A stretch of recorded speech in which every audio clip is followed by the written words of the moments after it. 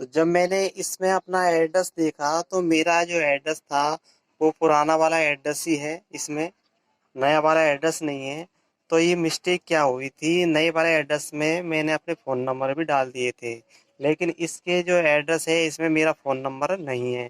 तो इससे स्पष्ट होता है कि ये मेरा जो पिन नंबर था वो पहले ही आ गया था, यानी कि 10 दिन 11 दिन में ही मुझे पिन नंबर पोस्ट ऑफिस में आ चुका था।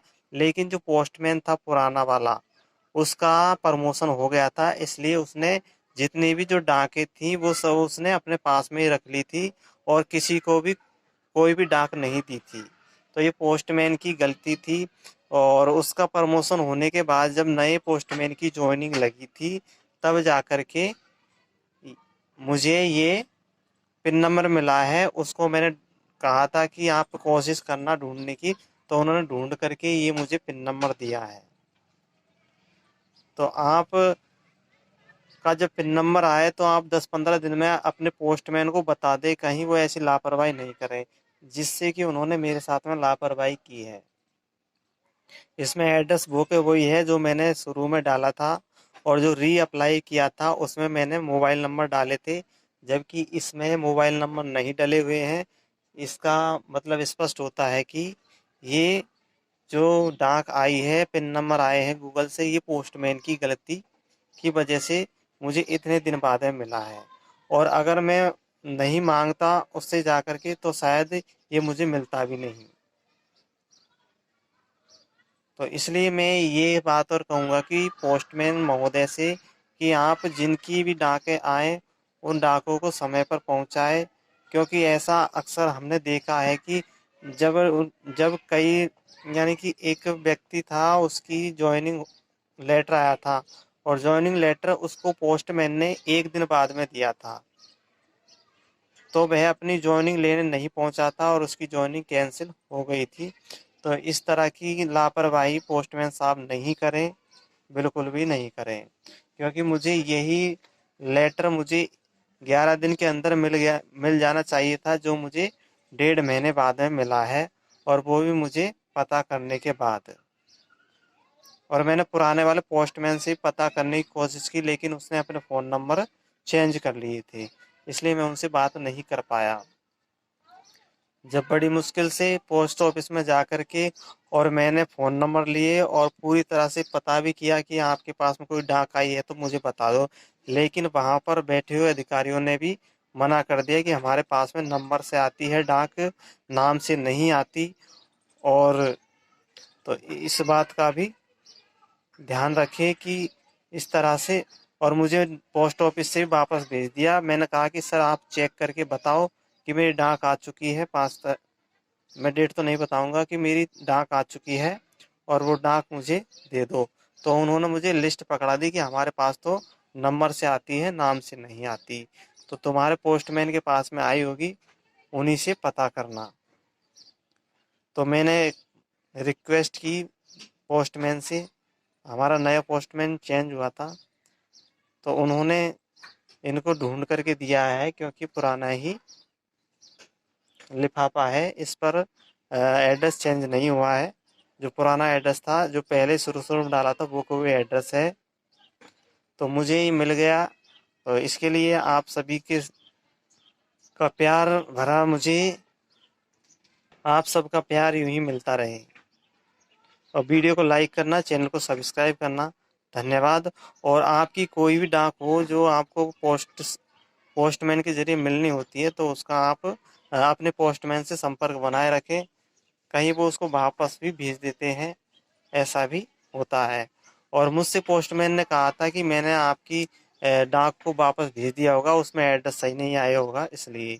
और हम जानते हैं कि हम सरकारी अधिकारियों से ज़्यादा बात भी नहीं कर सकते, तो इसलिए जैसा वो कहते हैं वैसा मानना पड़ता है। लेकिन अ, जो तरीका है जांच करने का, उसी तरीके का प्रयोग करें, किसी प्रकार की कोई अनुशासनहीनता नहीं करें सरकारी अधिकारियों से बात करते वक्त।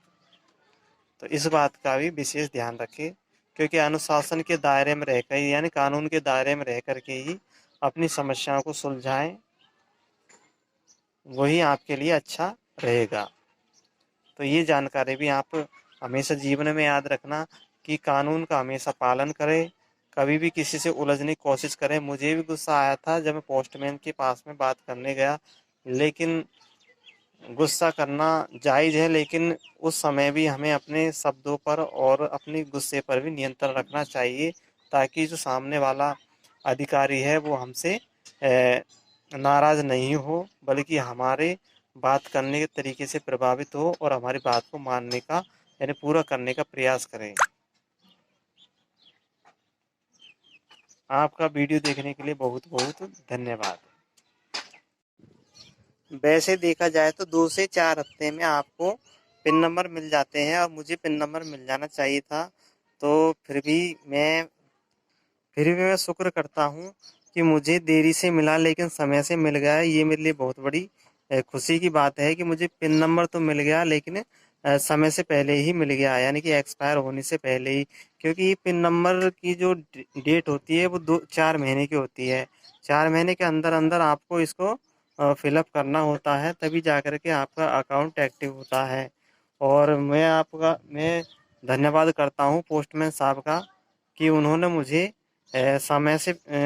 समय पर ही इसको दे दिया, यानी 4 महीने के अंदर अंदर ही मुझे पिन नंबर दे दिया। और मैं ये और बता देता हूँ कि इस पिन नंबर को आपको अपने अकाउंट में अ, तभी डालना है जब आपको ये पिन नंबर मिल जाए। जैसे ही आप अकाउंट क्रिएट करते हो, यानी कि अप्लाई के लिए आप करते हो पिन नंबर के लिए, तो वहाँ पर पिन वेरिफिकेशन आता है, जिसको आप कहीं ये समझ लो कि हमारा एड्रेस पिन कोड नंबर डालना है। तो उसमें एड्रेस पिन कोड नंबर नहीं डालना है। अक्सर गलती कर देते हैं शुरू शुरू में, तो ऐसी गलती नहीं करना है। इसके लिफाफे के अंदर जो पिन नंबर आएंगे उसी को ही उसमें डालने होंगे। क्योंकि मैंने भी गलती कर दी थी कि मैंने उसमें देखा था कि उसमें पिन नंबर डालने का ऑप्शन आ रहा है, तो मैंने उसमें अपना एड्रेस का पिन नंबर डाल दिया, जो हम अपने पते का पिन नंबर होता है उसी को मैंने डाल दिया। तो मैंने डाला तो वहाँ पर फिर रॉन्ग लिखा आया, और उसमें 3 बार ही तुम उसमें डाल सकते हो। अगर तुमने 3 बार पिन नंबर गलत डाल दिया तो फिर तुम्हारा हमेशा के लिए ही एडसेंस अकाउंट बंद हो जाएगा। इसलिए आप इस बात का भी ध्यान रखें, क्योंकि हमें काफ़ी सारी फॉर्मेलिटीज़ और पूरी करनी होती है। तो जो भी हमें फॉर्मेलिटी पूरी करनी हो उसको पढ़ कर के ही पूरा करें, बिना पढ़े कोई भी काम नहीं करें। क्योंकि पढ़ कर के काम करोगे तो तुम्हें पता रहेगा कि इसमें क्या मांगा जा रहा है। और अब आप देख रहे हैं कि मैं यहीं से वीडियो बनाता हूँ, और अब जल्दी ही इसको ठीक कर लिया जाएगा और यहाँ से अच्छी क्वालिटी में आपको वीडियो उपलब्ध कराए जाएंगे, अच्छा से अच्छा। इतने लंबे समय तक हमारे साथ बने रहने के लिए आपका बहुत बहुत धन्यवाद। और जो परेशानियाँ मुझे आई, ऐसी परेशानियाँ आपको नहीं आए, इसी के लिए यह वीडियो बनाया गया है, ताकि आपको जो नए यूट्यूब क्रिएटर्स हैं उनको भी ऐसी परेशानी और दिक्कतों का सामना नहीं करना पड़े और कोई गलती नहीं करें।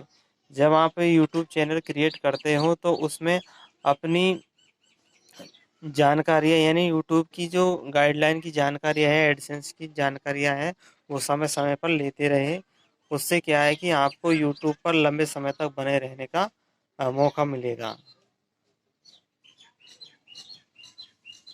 आपका बहुत बहुत धन्यवाद। वीडियो को लाइक कर देना, चैनल को सब्सक्राइब कर देना।